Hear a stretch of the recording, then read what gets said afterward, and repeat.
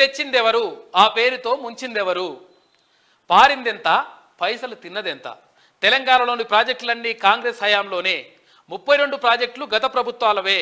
ఒక్క కాళేశ్వరానికే 1,00,000 కోట్ల రూపాయలు కమిషన్లు దండుకున్న కేసీఆర్ కాక ప్రాజెక్టులు కట్టింది కాంగ్రెస్ సర్కార్.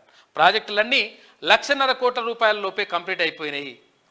3 ఏళ్లలోనే కుప్పగూలిన కాళేశ్వరం ప్రాజెక్టు నేటికి చెక్కు చెదరని కాంగ్రెస్ ప్రాజెక్టులు అంటూ ఒక ప్రత్యేక కథనం వేసింది శనార్థి తెలంగాణ దినపత్రిక. నీళ్లు తెచ్చిందెవరు, పేరుతో ముంచిందెవరు? ఆ పేరుతో ముంచిందెవరు అంటే కాకనే. ఇంకో ఉన్నదిగా కాక కాందాని ఎంత వ్యవస్థ ఉంది కదా వాళ్ళు. తెలంగాణలో ప్రస్తుతం సాగునీటి ప్రాజెక్టుల విషయంలో అధికార కాంగ్రెస్, ప్రతిపక్ష బీఆర్ఎస్ పార్టీ మధ్య హోరాహోరీ పోరు సాగుతోంది. అయితే నిజంగా తెలంగాణలో సాగునీటిని పారించింది ఎవరు, సాగునీటి పేరుతో తెలంగాణను ముంచింది ఎవరు అనే అంశం తెరపైకి వచ్చింది. బీఆర్ఎస్ హయాంలో మాయల మరాఠీ కేసీఆర్ ఒక్క కాళేశ్వరం ప్రాజెక్టును 1,00,000 కోట్ల రూపాయలతో నిర్మించారు. ఆ ప్రాజెక్టు ద్వారా 1 కోటి ఎకరాలకు సాగునీటిని అందిస్తామంటూ ప్రగల్భాలు పలికాడు.